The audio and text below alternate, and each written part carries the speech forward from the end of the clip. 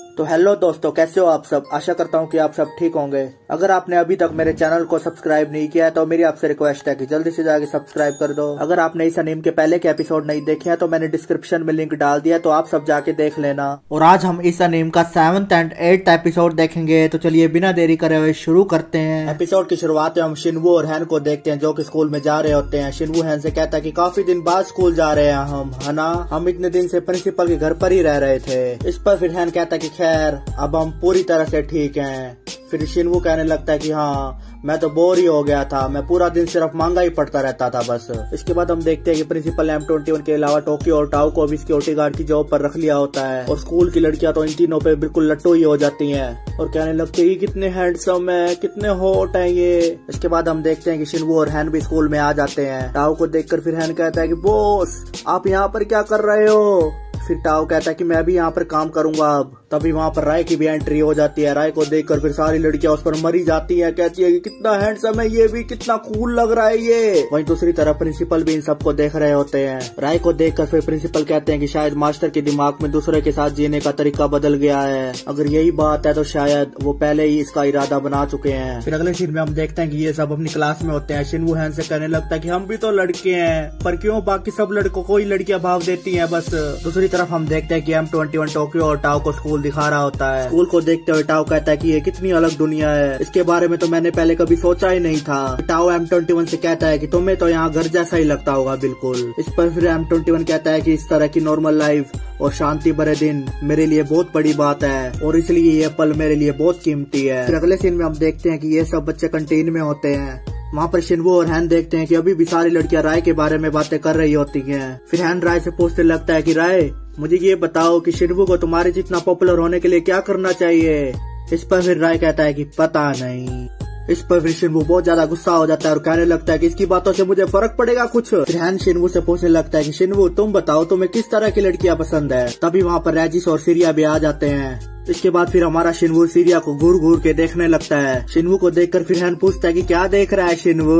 इस पर फिर शिनवू कहता है कि मेरा मतलब ऐसा नहीं है कि वो मेरे टाइप की नहीं है। फिर हैन शिनवू से कहने लगता है कि हम सीरिया के करीब आने में तुम्हारी बहुत मदद करेंगे, है ना राय। इस पर फिर राय कहता है कि शिनवू राय से कहने लगता है कि रुको, नहीं तुम्हें ये सब करने की जरूरत नहीं है। वही दूसरी तरफ हम देखते हैं कि सारी लड़कियां इन तीनों को घेर कर खड़ी हो जाती हैं। वहाँ पर टोक्यो इन लड़कियों से कह रहा होता है कि हाँ मैं पहली बार सिक्योरिटी वर्क कर रहा हूँ। इस पर फिर एक लड़की कहती है कि आप स्कूल के बारे में हमसे कुछ भी पूछ सकते हैं। वही दूसरी तरफ लड़कियां टाओ से पूछ रही होती हैं कि आप कंप्यूटर में एक्सपर्ट हो ना। इस पर फिर हमारा टाओ कहता है कि हाँ थोड़ा सा, पर इतना भी नहीं कि खुद की तारीफ करने लगूं।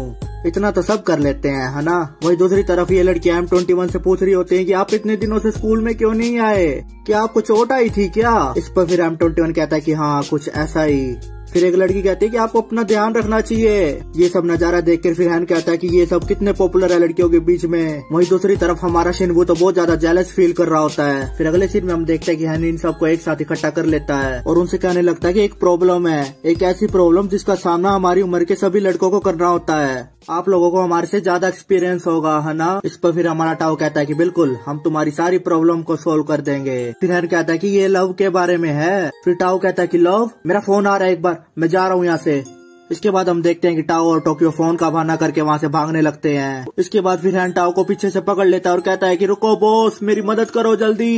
इस पर फिर टाओ कहने लगता है कि मुझसे ये मत पूछो, मैं जा रहा हूँ यहाँ से। फिर हैन M21 से कहने लगता है कि M21 आप तो सुन लो हमारी प्लीज, शिनवू की लाइफ दांव पर लगी है। इस पर फिर M21 कहने लगता है कि मुझसे मत पूछो, ये मेरी फील्ड के बाहर है। फिर शिनवू M21 से कहने लगता है कि आपको मेरी मदद करनी होगी हर हाल में। फिर M21 कहता है कि मुझे नहीं लगता कि मैं तुम्हारी मदद कर पाऊंगा, लेकिन मुझे ये बताओ कि तुम किस लड़की के प्यार में हो। इस पर फिर हैन कहता है कि सीरिया। सीरिया सुन के सभी लोग हैरान हो जाते हैं और कहने लगते हैं कि सीरिया। फिर हैन कहने लगता है कि प्लीज शिनवू की मदद करो। इसके बाद फिर वहाँ पर राय भी आ जाता है और कहने लगता है कि मैं भी यही रिक्वेस्ट करना चाहता हूँ। ये सुनकर फिर सारे लोग हैरान हो जाते हैं और कहने लगते हैं कि सच में। फिर अगले सीन में हम देखते हैं कि टाओ लैपटॉप में कुछ सर्च करते हुए कहता है कि अगर तुम मुझसे यही पता करना चाहते हो कि क्या लड़कों को पॉपुलर बनाता है तो मैं बता देता हूँ। इस पर फिर हैन कहता है कि बताओ बताओ, हमें आप पर भरोसा है बॉस। इसके बाद फिर लैपटॉप में देखते हुए टाओ कहता है कि ओह इसका क्या ख्याल है, अल्ट्रा कूल बनो, सबसे बढ़िया प्लान है। 5 सेट्स के बाद एक ट्रेंडी डिस्को, रोमांटिक रात के लिए बहुत बढ़िया प्लान है। इस पर फिर हैन कहने लगता है कि वाओ ये कितना बढ़िया प्लान है। इसके बाद हम देखते हैं कि ये सब प्रिंसिपल के ऑफिस में आ जाते हैं। प्रिंसिपल शिनवू से कहने लगते हैं कि शिनवू, मुझे नहीं पता कि क्या हुआ, लेकिन तुम बहुत ज्यादा रिलैक्स कर रहे हो। इस पर फिर हैन कहने लगता है कि माफ करना सर, इसके दिमाग में कुछ चल रहा है। फिर शिनवू प्रिंसिपल से कहने लगता है कि सर, क्या आपको भी कभी ह्यूमन ट्रबल्स हुआ है? इस पर फिर प्रिंसिपल कहता है कि क्या? फिर हैन प्रिंसिपल से कहता है कि सर, आपसे ह्यूमन के बारे में, रिलेशनशिप के बारे में कुछ पूछना था ना बॉस। इस पर फिर टाओ कहता है कि हाँ, हमारी पहुंच के बहुत ज्यादा बाहर था। इस पर फिर प्रिंसिपल कहता है कि अच्छा, मुझे तो बहुत ज्यादा एक्सपीरियंस है इसमें, आखिर मैं भी एक मर्द हूँ। इस पर फिर शिनवू कहता है कि अच्छा, सच में आपको पता है इसके बारे में? इस पर फिर प्रिंसिपल कहता है कि हाँ बिल्कुल, जब मैं तुम्हारी उम्र का था तो मेरे को लड़कियां छोड़ती नहीं थी मेरा पीछा, सारे मेरे आगे पीछे घूमती रहती थी, आखिरकार मैं उस टाइम में इतना स्मार्ट जो था। फिर अगले दिन में हम देखते हैं कि ये सब रेजिस के पास आ जाते हैं। रेजिस कहने लगता है कि सीरिया की पसंद। इस पर फिर शिनवू कहता है कि हाँ, तुम हमेशा सीरिया के साथ रहते हो ना, इसलिए हमें लगा कि तुम्हें पता होगा उसके बारे में, और उसे कैसे लड़के पसंद है ये भी बता दो हमें। इस पर फिर रेजिस कहने लगता है कि मैंने उसे इसके बारे में कभी बात करते नहीं सुना। इस पर फिर शिनवू कहता है कि नहीं सुना, बिल्कुल भी नहीं सुना। इस पर फिर रेजिस कहता है कि हाँ बिल्कुल भी नहीं। फिर शिनवू कहता है कि क्या वो कभी किसी के साथ बाहर गई है? इस पर फिर रेजिस कहता है कि मुझे नहीं पता। इसके बाद फिर M21 शिनवू से कहने लगता है कि रहने दो यार, उससे पूछने का कोई फायदा नहीं है। इस पर फिर रेजिस कहने लगता है कि मैं अनसुना करने का नाटक नहीं करूंगा, जरा दोबारा कहना। इस पर फिर M21 कहता है कि कोई फायदा नहीं है। फिर रेजिस कहता है कि मुझे तुमसे ये सुनने की जरूरत नहीं है। फिर M21 कहता है कि तो तुम क्या इसे रिलेशनशिप एडवाइस देने वाले हो? इस पर फिर रेजिस कहता है कि हट, मैं ऐसे बेवकूफी वाले काम नहीं करता। फिर M21 कहता है कि जाओ यहाँ से, तुमसे कोई उम्मीद नहीं है हमको। इस पर फिर रेजिस बहुत ज्यादा भड़क जाता है और कहने लगता है कि तू मरना चाहता है क्या मेरे हाथों? इसके बाद हम देखते हैं कि दोनों में पहले की तरह जबरदस्त बहस होने लगती है। फिर तभी राय कहता है कि रेजिस, उसकी मदद करो। ये सुनकर फिर रेजिस बहुत ज्यादा हैरान हो जाता है और राय से कहने लगता है कि जैसा आप कहें। ये देखकर वहाँ खड़े सारे लोग हैरान हो जाते हैं। इसके बाद हम देखते हैं कि ये सब लाइब्रेरी में होते हैं। वहाँ पर रेजिस शिनवू से कहता है कि अगर तुम किसी को मैसेज पहुँचाना चाहते हो तो उसे लेटर लिखना सही रहेगा। इस पर फिर हैन कहता है कि द लव स्ट्रेटेजी। अच्छा। फिर शिनवू कहता है कि पर मैंने ये कभी नहीं लिखा। इस पर फिर रेजिस कहता है कि चुपचाप लिख।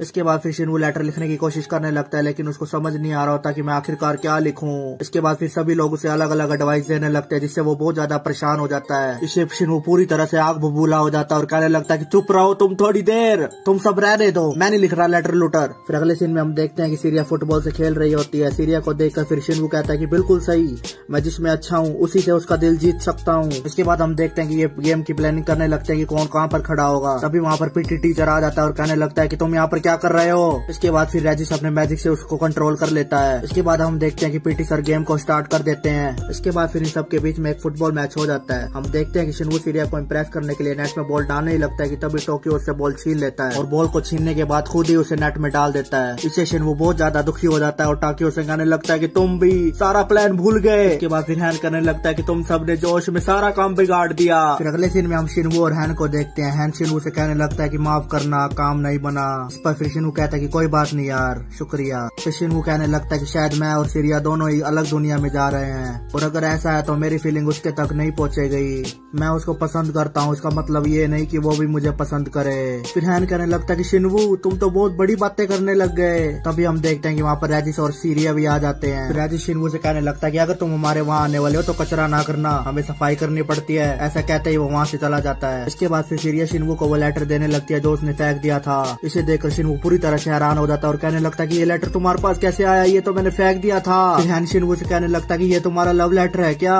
इसके बाद फिर शिनवू सीरिया से पूछता है कि ये तुम्हें कहाँ मिला? इस पर फिर सीरिया कहती है कि मेरे डेस्क पर पड़ा था। इस पर फिर शिनवू कहता है कि ये सब किसने किया?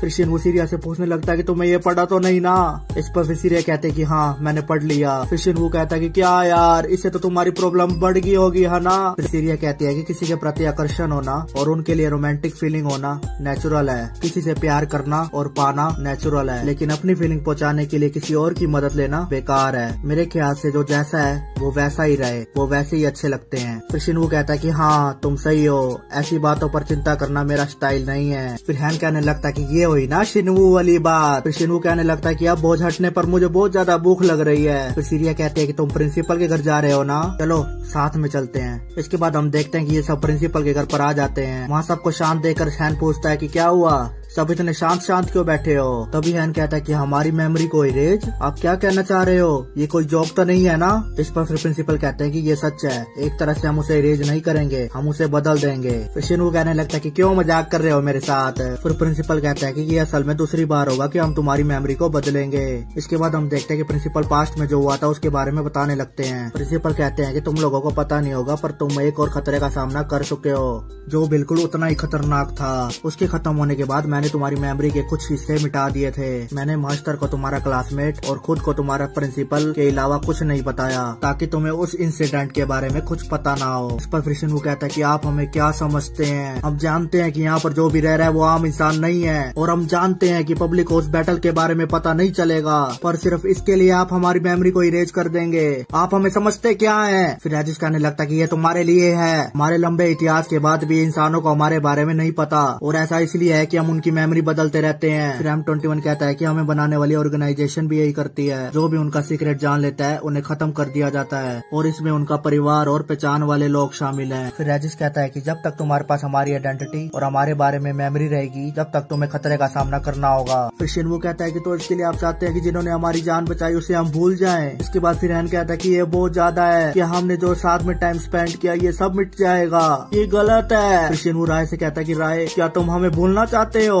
इस पर फिर राय कहता है कि हाँ बिल्कुल, यहाँ खड़े सभी ने वो इसलिए नहीं किया क्योंकि उन्होंने तुम्हारी यादों में रहना था, सभी ने वो किया जो वो करना चाहते थे। फिर शिनवू कहने लगता है कि मेमोरीज और फीलिंग दो अलग चीज है ना? भले ही मैं खतरनाक चीजों की यादें खो दूं तब भी मैं तुम सब के लिए वही महसूस करूंगा। फिर राय कहता है कि हाँ तुम तब भी शिनवू ही रहोगे। इसके बाद फिर शिनवू कहता है कि ठीक है मिटा दो हमारी यादें। इसके बाद फिर हम देखते हैं कि राय उनकी यादें मिटाने लगता है। तो इसी के साथ हमारा ये 7वां एपिसोड यहीं पर ही खत्म हो जाता है। अब हम देखेंगे 8वां एपिसोड की शुरुआत में हम एक आदमी को देखते हैं जो कि स्कूल के बाहर आ जाता है। हम देखते हैं कि इस आदमी का नाम गैजुटल होता है। इसके बाद फिर M21 इस आदमी को स्कूल के अंदर जाने से रोक लेता है और कहता है कि बिना परमिशन के अंदर जाना मना है। तभी ये आदमी कहता है कि तुम जैसे लोग यहाँ पर क्या कर रहे हो? ये सुनकर फिर M21 पूरी तरह से हैरान हो जाता है और सोचने लगता है कि आखिरकार ये कौन है। तभी सडनली वहाँ पर रेजिस और सीरिया भी आ जाते हैं और इस आदमी जिसका नाम गैजुटल है उसके आगे झुक जाते हैं। तभी रेजिस गैजुटल से कहता है कि आपको दोबारा देखकर अच्छा लगा क्लैन लीडर। फिर गैजुटल रेजिस से कहते हैं कि रेजिस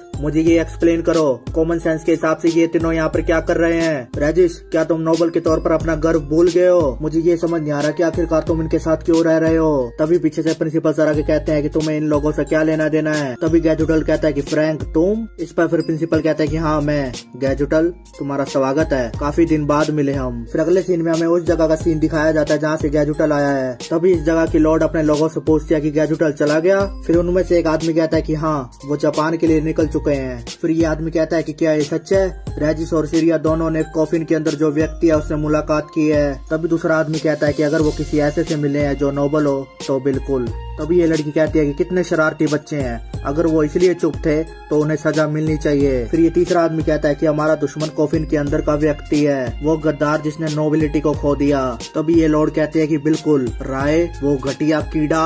हम देखते हैं कि इस लॉर्ड का नाम रास्करिया होता है। फिर अगले सीन में हम देखते हैं कि ये दोनों क्लैन लीडर आपस में बातें करते हुए कहीं जा रहे होते हैं। हम देखते हैं कि इनमें से एक आदमी का नाम रजस होता है और दूसरे आदमी का नाम कारियास। तभी रजस कारियास से कहता है कि तुम रेजिस और सीरिया को डिफेंड क्यों कर रहे थे? फिर कारियास कहने लगता है कि मैं इस तरह खुद पर निशाना नहीं साधूंगा, बच्चों का होमवर्क ना करना इसमें क्या गलत है। इस पर फिर रजस कहता है कि ऐसी तुम्हारी सोच है। फिर कारियास कहने लगता है कि जैसा आपका हो रजस। तभी रजस कहता है कि तुम सीरिया और रेजिस के साथ ज्यादा ही नरमी से पेश आते हो, अपनी फीलिंग्स को अपने ऊपर हावी मत होने दो।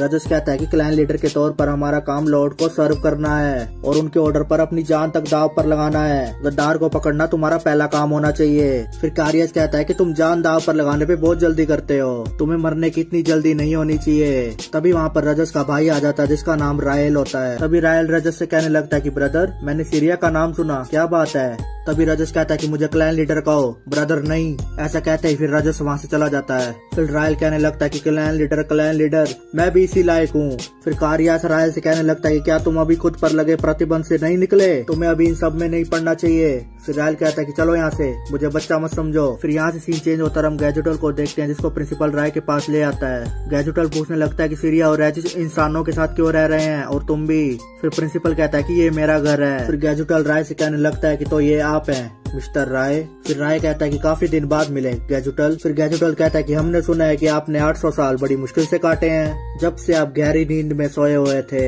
फिर राय कहता है कि फ्रैंक ने मुझे यही बताया था, जब से रेजिस और सीरिया यहाँ आए थे तभी मुझे लगा था कि ये दिन जरूर आएगा। वो यहाँ मुझे ढूंढने आए थे, है ना? इस पर फिर गैजुटल कहता है कि वो यहाँ पर कोविड मिलने की बात की जांच करने आए थे। फिलहाल लुकेडोनिया में बहुत से बदलाव हो चुके हैं नोबल्स के देश में, जब से आप गायब हुए थे। नहीं, ये कहना ज्यादा सही रहेगा कि जब से प्रीवियस लॉर्ड एटर्नल स्लीप में सो गए हैं। नोबिलिटी के लिए एटर्नल स्लीप को मौत माना जाता है। प्रीवियस लॉर्ड के बाद अब उनकी बेटी रेस्केरिया लॉर्ड है। रेस्केरिया आपको ढूंढ रही है, आप एक गद्दार हैं जिसकी वजह से प्रीवियस लॉर्ड की मौत हुई। फिर राय पूछने लगता है कि फिलहाल लुकेडेनिया की हालत कैसी है। इस पर फिर गैजुटल कहता है कि बहुत सारे senior clan leader previous leader के साथ एटर्नल स्लीप में जा चुके हैं और जो जगह उन्होंने छोड़ी उन्हें यंग लॉर्ड और यंग क्लैन लीडर ने ले ली है। इस पर फिर प्रिंसिपल कहता है कि सीरिया उनमें से एक है ना, क्योंकि मैंने उसे सोल वेपन को यूज करते हुए देखा था। उसका इस उम्र में क्लैन का लीडर होना अब समझ आता है। लगता है जिस लुकेडेनिया का मुझे पता था वो अब पूरी तरह से बदल चुका है। फिर गैजुटल राय से पूछने लगता है कि क्या आप लुकेडेनिया नहीं आएंगे? अगर आपको खुद को बेगुनाह साबित करना है तो मेरे साथ चलिए। इस पर फिर राय कहता है कि गैजुटल, मैं थोड़ी देर और यहाँ रहना चाहता हूँ। फिर अगले सीन में हम इन लोगों को देखते हैं जो कि एक रेस्टोरेंट में होते हैं। वहाँ पर टाउ रेजिस से कहता है कि तो सीधे शब्दों में तुम लोगों के लिए क्लैन लीडर एक बहुत जरूरी व्यक्ति है ना? फिर रेजिस कहता है कि ये टाइटल सिर्फ तेरा हाउस होल्ड हेड्स को ही मिलता है, जिनमें हाईएस्ट नोबल ब्लड होता है। फिर सीरिया कहती है कि गैजुटल एक सीनियर क्लैन लीडर हैं। फिर टाउ कहता है कि मतलब वो तुम्हारे रिश्तेदार हैं। इस पर फिर रेजिस कहता है कि गैजुटल मेरे ग्रैंडफादर हैं। इस पर फिर टाउ कहता है कि अच्छा, इसलिए तुम उन जैसे दिखते हो बिल्कुल। इस पर फिर M21 कहता है कि कैसे? फिर टोक्यो कहता है कि इनका साइज कहीं से भी सेम नहीं है। फिर टाउ कहता है कि नहीं, मेरा मतलब उनके बालों में ब्लैक स्ट्रीक से था। मैंने सोचा कि ये इनकी खानदानी निशानी है। जो भी हो, हम जिस बात को लेकर सोच में पड़े हैं वो ये है कि प्रिंसिपल उनको कैसे जानते हैं। इस पर फिर टोक्यो कहता है कि हाँ सही कहा, उनके बीच में गजब सी टेंशन थी। क्या उन दोनों के बीच में कुछ हुआ था? इस पर फिर रेजिस कहता है कि पता नहीं, वो एक दूसरे को जानते हैं, इससे तो हम भी हैरान हैं। फिर M21 रेजिस से कहता है कि मतलब प्रिंसिपल फ्रैंक तुम्हारे जैसे नहीं है। इस पर फिर रेजिस कहता है कि ये तो साफ है कि वो एक आम इंसान नहीं है। फिर सीरिया कहते है कि हम खुद भी पक्का नहीं बता सकते, सच कहे तो वो राय से भी ज्यादा मिस्टीरियस है। फिर अगले सीन में हम देखते हैं गैजुटल प्रिंसिपल के घर पर होता है। गैजुटल प्रिंसिपल फ्रैंक से कहता है कि मैंने सोचा नहीं था कि मैं तुम्हारे घर पर कभी रहूंगा। फिर प्रिंसिपल गैजुटल से कहते हैं कि मैं चाहता हूँ कि तुम जल्द से जल्द यहाँ से चले जाओ। फिर गैजुटल फ्रैंक से कहता है कि मैं अभी भी तुम पर बिल्कुल भरोसा नहीं करता, तुम अब भी वही पागल इंसान हो जिसने लुकेडेनिया में काफी वक्त पहले बहुत से नोबल्स को मार दिया था। फिर अगले सीन में हमें प्रिंसिपल फ्रैंक का पास दिखाया जाता है। हम देखते हैं कि फ्रैंक ने कुछ लोगों को बंदी बना लिया होता है। फ्रैंक इससे कहता है कि चटपटाने से कुछ नहीं होगा, ये चैन तुम्हारे जैसे लोगों के लिए बनाई गई है। फिर ये आदमी कहने लगता है कि तुम्हारे जैसे लोगों के पास इतनी पावर कैसे आ गई? फिर फ्रैंक कहता है कि तुम्हें अजीब लग रहा होगा कि मुझ जैसे के पास इतनी पावर कैसे आ गई, ये पावर तो तुम जैसे नोबल्स के पास होनी चाहिए, है ना? इसके बाद हम देखते हैं कि फ्रैंक अपनी पावर से उन सभी लोगों को मार देता है। फिर अगले सीन में हम यहाँ के प्रेजेंट लॉर्ड और राय को देखते हैं। लॉर्ड राय से कहते हैं कि तुमने अभी तक अपना फैसला नहीं बदला। लॉर्ड कहते हैं कि अकेला मैंशन में रहना तुम्हें बोरिंग लगता होगा, तुम्हें यहाँ रहना चाहिए। इस पर फिर राय कहता है कि नहीं। फिर लॉर्ड कहते हैं कि तुम्हारे लिए एक बड़ा रूम है। फिर राय दोबारा से कहता है कि नहीं। राय एक एक करके लॉर्ड्स के सारे ऑफर्स को ठुकरा देता है। फिर लॉर्ड्स कहता है कि ठीक है, मैं तुम्हारे साथ जबरदस्ती नहीं कर सकता। इसके बाद फिर राय वहाँ से चला जाता है। तभी वहाँ पर गैजुटल और रजस भी आ जाते हैं। गैजुटल लॉर्ड से कहने लगता है कि हमारे पास नोबल हंटर को लेकर कुछ जानकारी है जिसे हम काफी समय से ढूंढ रहे थे। फिर लॉर्ड कहते हैं कि बताओ कौन है वो? फिर गैजुटल कहता है कि जो नोबल्स उसके हमले से बच गए थे उनके मुताबिक वो तेज आंधी की तरह आया और एक एक करके सबको मारता गया, और इसमें कोई शक नहीं कि वो एक इंसान था। इस पर फिर लॉर्ड कहते हैं कि इंसान? क्या ये मुमकिन है कि एक इंसान के पास नोबल को मारने के लिए इतनी पावर है? इस पर फिर गैजुटल कहते हैं कि मुझे लगता है कि उसने किसी अननोन तरीके से हमारी पावर ली है, उसे इस तरह खुला छोड़ना सही नहीं होगा।